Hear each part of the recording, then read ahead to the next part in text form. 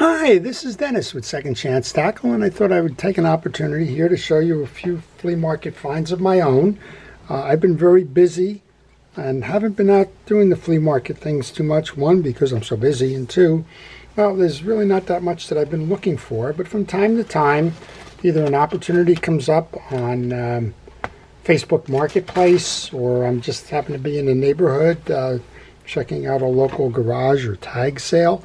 And every now and then there's a few flea markets around that I will go to, but quite honestly I just haven't had the chance. It's been a very busy summer. But I did want to share with you a purchase I found at a local flea market, and a series of reels that I bought off of Facebook Marketplace, and we'll talk a little bit about them. But right now I think if I was to characterize what I purchase quality rather than quantity. Of course, if there's always a good deal around somewhere, I'm certainly willing to compromise one or both if the opportunities present themselves. But I do look for quality first, and I think you'll see some of that in the purchases. And of course, when I'm out there looking, I have limited need, so I do make sure that the price is right, so that as I pass them along to give them a second chance, that some folks get a good deal in the process. Well, here's the first one. I came to a flea market, and a fella had a rod reel at the table. For the most part, they were selling children's clothes and toys and things like this. This was just kind of tucked along the table somewhere. And I'm always curious when I find a rod and reel that's kind of mounted backwards, right? This reel spins this way. It should be mounted the other way on the pole, but that's okay. And it looks like somebody had done some work here. The eccentric lever is mounted incorrectly, so somebody took the side plate off, took the lever off, and didn't know how to set it so that the stud on the lever rests on the shoulder as opposed to the other side. But this is a Penn 60 reel, and it's really hard to beat these reels up. They were the mainstay of the commercial and charter fishing industry for years. And if you can find one that's in relatively good condition, this one has lost the chrome on the spool, but as long as the side plates are solid and the chrome isn't too damaged, well, this one's got a lot of fishing left in it. So we started with that conversation, and they only wanted a few dollars for it. And interestingly enough, what I found, and maybe it's a little difficult for you to see, but the rod that it's mounted on is not a traditional rod that would go with that reel. It has the wide eyelets, which is characteristic of a spinning reel or a spinning rod, whatever spinning reel that would be used on it. And I don't know if you're going to be able to see this, but the rod itself is what caught my attention for the sale, and it's a St. Croix rod. It's a St. Croix Viking rod. I have a couple of these. They are among my favorite rods. And for a few dollars, not only can I get a reel that can get a second chance, I got a rod that I can refinish because all of the finish is worn off of the butt. But we'll sand that down, we'll restain it, we'll put some polyurethane finish on it, and this one's going to be a beauty, and that's going to be used personally.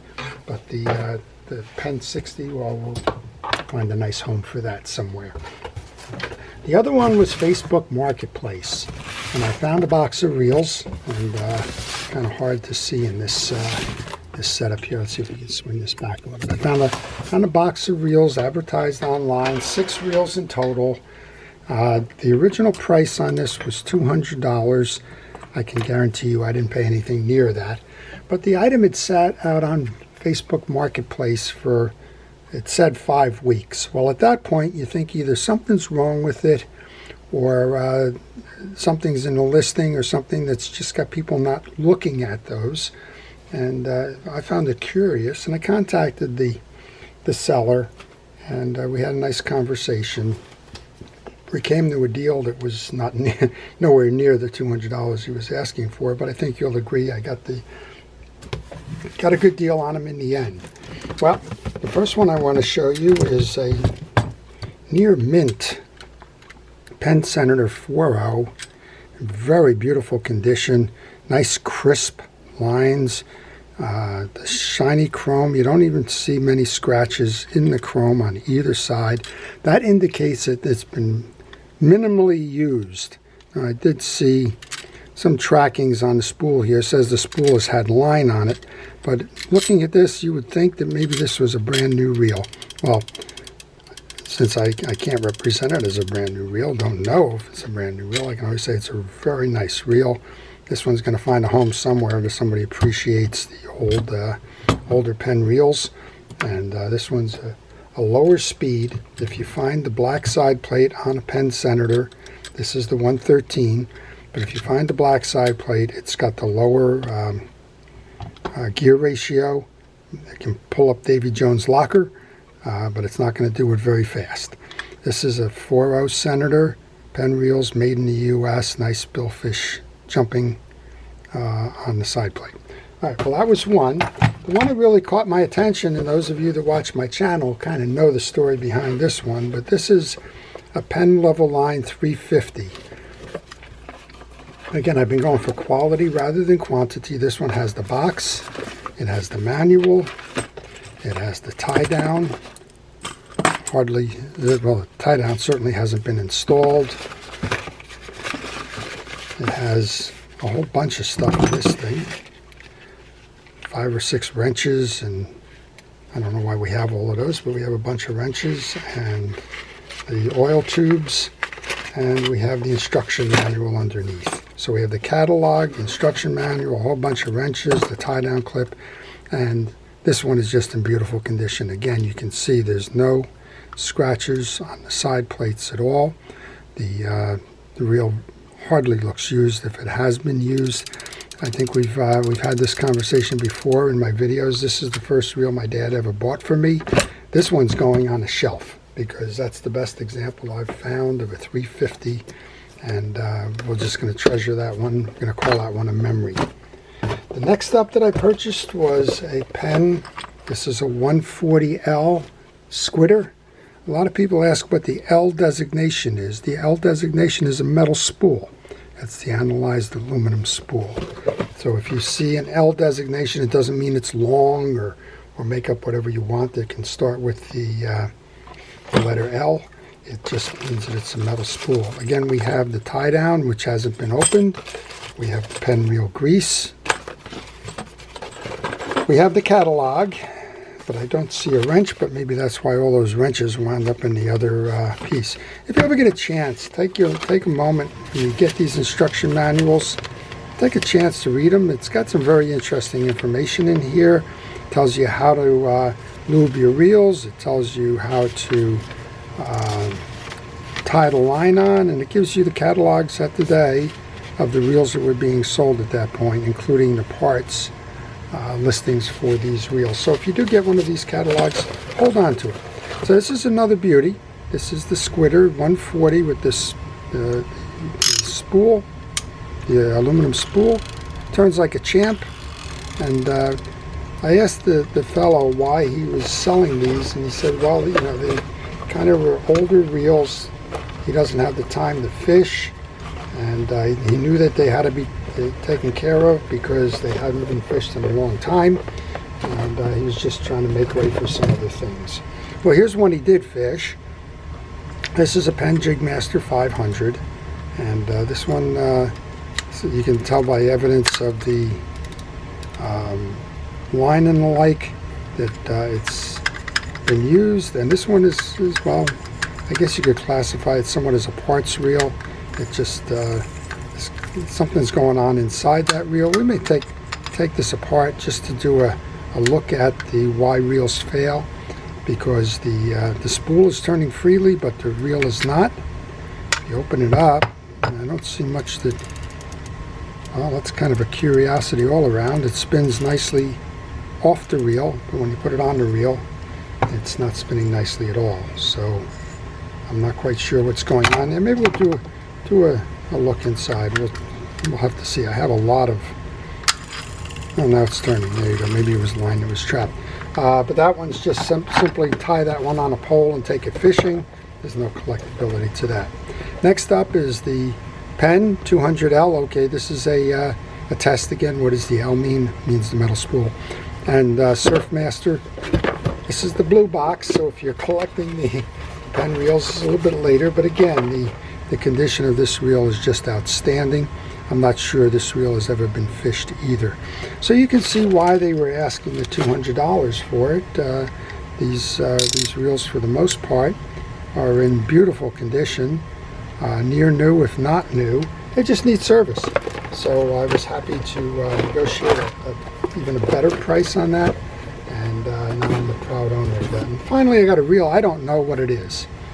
It's called the Caperland Decathlon.